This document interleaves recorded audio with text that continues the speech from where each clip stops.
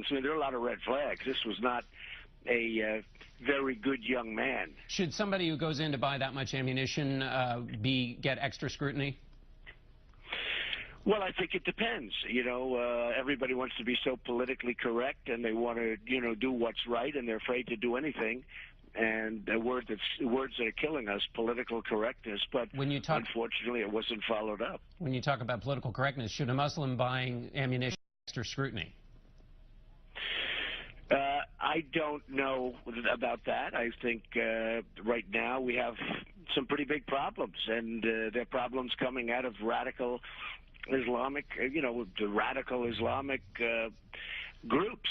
You have a very, very strong group of people that is radical Islamic, and that seems to be a problem. You said you would check respectfully the mosques. How do you respectfully check a mosque?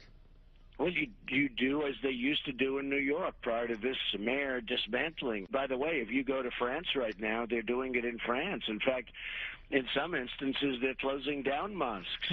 People don't want to talk about it. People aren't talking about it. But look at what they're doing in France. They're actually closing down mosques. Can I ask you just a bottom line question before we move on? You like to speak plainly. In December, we talked, and you said there possibly should be profiling. Just as a bottom line here, are you talking about increasing profiling of Muslims in America?